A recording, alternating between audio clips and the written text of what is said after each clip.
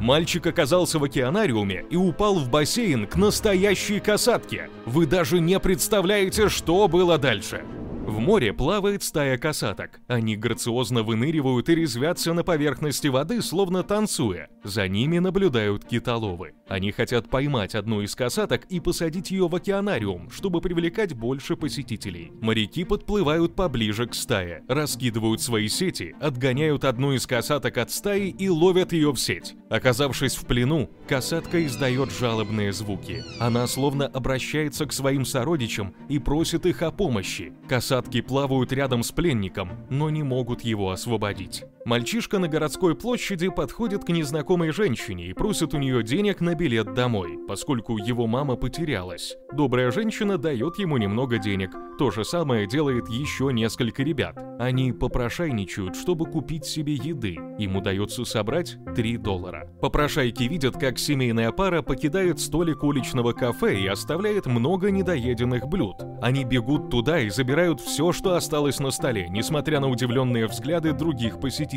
По дороге они успевают даже украсть торт из кондитерского фургона. Ребята добираются до скейт-парка, катаются, наслаждаются ворованным тортом и рассказывают друг другу о своей непростой жизни. Все они беспризорники, сбежавшие из приюта. Рядом появляется полицейская машина, и юные воришки тут же убегают. Они разделяются на группы, чтобы их тяжелее было поймать. Один из мальчишек по имени Джесси вместе со своим товарищем Перри прячется в каком-то здании и замечает там огромный аквариум.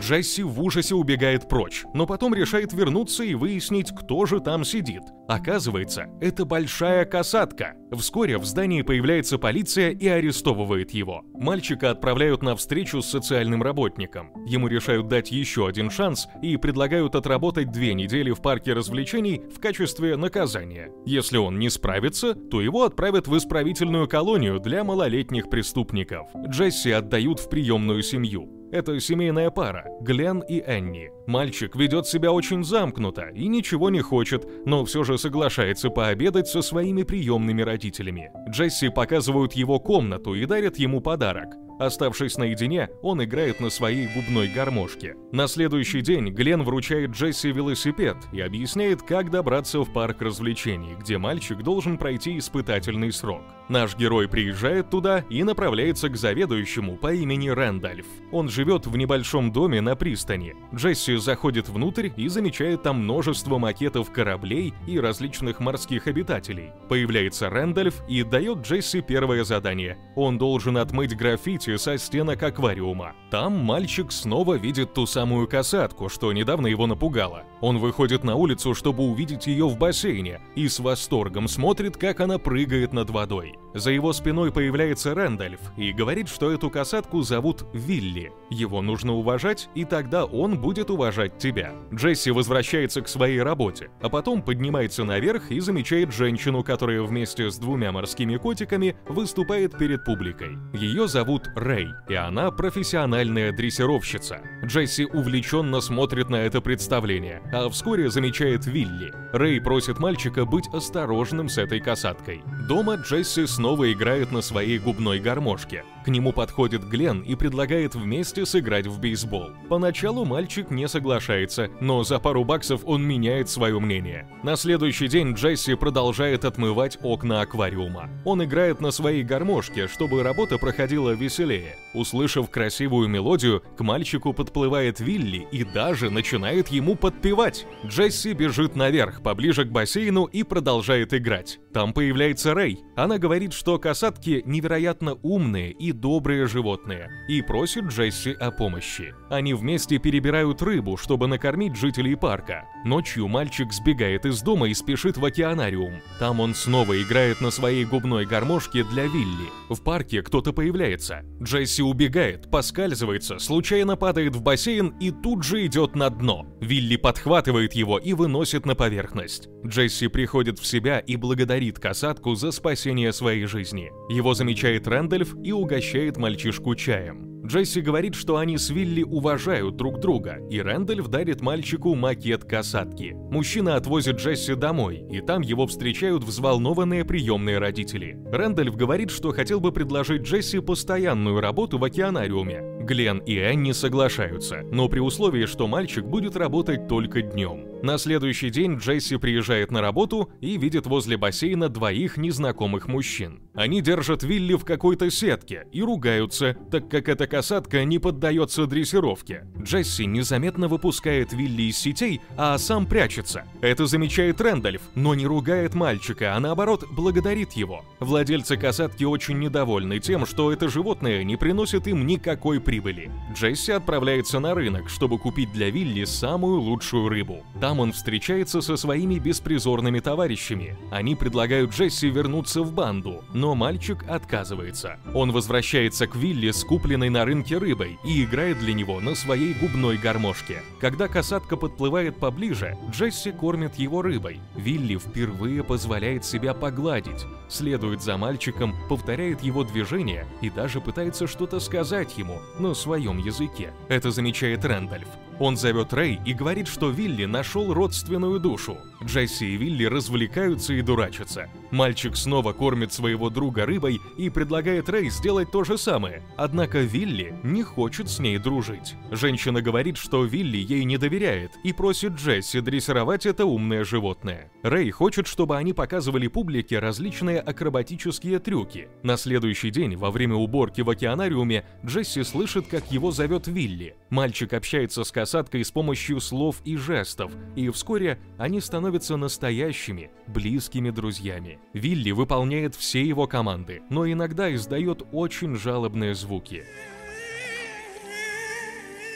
Джесси каждый день спешит на работу, чтобы снова проводить время с Вилли и дрессировать своего умного друга. Они вместе плавают в бассейне, и Джесси даже катается на спине касатки, а потом гладит ему язык. Вечером Джесси едет в мастерскую, где работает его приемный отец. Он замечает фото покойной матери Глена и внезапно заявляет мужчине, что на днях к нему приедет его родная мама. Глен пытается объяснить сыну, что это неправда, но парень психует и убегает. Джесси возвращается домой очень поздно и скандалит с приемными родителями. Он поднимается в свою комнату и открывает свой подарок. Там лежит открытка со словами «Добро пожаловать в наш дом». Но в это время Джесси слышит, что Глен больше не может его терпеть. Мальчик в ярости разбивает окно своим бейсбольным мячом. Глен и Энни тут же поднимаются к нему. Джесси говорит, что его очень испугала их ссора. На следующий день наш герой снова покупает корм для Вилли. Когда он угощает касатку свежей рыбой, возле бассейна появляется Перри. Мальчишка предлагает Джесси уехать из города и заняться бизнесом. Мальчик смотрит на Вилли и отказывается. Перри уходит, и Джесси рассказывает касатке о своей непростой жизни. Вскоре в океанариуме появляются владельцы Вилли. Они видят, как Джесси дрессирует касатку и приходят в бурный восторг. Мужчины хотят, чтобы Вилли повторил свои трюки перед публикой, и тут же начинают радостно обсуждать, как смогут заработать кучу денег с помощью этой касатки. На следующий день в океанариуме собирается много зрителей. Джесси хочет показать публике несколько трюков с участием Вилли, но из-за большого количества людей касатка пугается и отказывается исполнять команды мальчика. Он подплывает к своему другу и жалобно пытается что-то сказать ему на своем языке. Джесси умоляет Вилли успокоиться и сделать хотя бы пару трюков, но это не приносит никакого результата. Толпа кричит, рычит, хлопает и возмущается. Вилли уплывает в бассейн и пытается спрятаться от шумных зрителей. Джесси уходит из парка и вымещает свою злость на мусорном баке. Приемные родители находят его и пытаются поддержать, но мальчик ругается, психует и убегает от всех, кто хочет ему помочь. Поздним вечером Джесси все же возвращается в океанариум, так как там живет его единственный друг. Он пытается узнать, чего хочет Вилли. И касатка даже что-то говорит на своем языке, но, увы, мальчик не может понять своего друга. Джесси бросает в бассейн специальные дрессировочные бутылки. Вилли приносит их назад, но мальчик обижен из-за того, что Вилли не выступил перед публикой и отказывается с ним играть. Он собирается уехать вместе со своими беспризорными друзьями, но в этот момент слышит звуки пения других касаток. Джесси взбирается повыше, чтобы увидеть море, и замечает возле берега стаю касаток. Они поют, и Вилли жалобно им подпевает. Джесси понимает, что больше всего на свете его друг мечтает вернуться домой. А еще Джесси замечает, что владельцы вилли тайно ломают его аквариум, чтобы он начал протекать. Мальчик тут же бежит к Рэндольфу и все ему рассказывает. Мужчина объясняет Джесси, что владельцы решили от него избавиться и при этом получить огромную страховку, так как вилли стоит $1 миллион.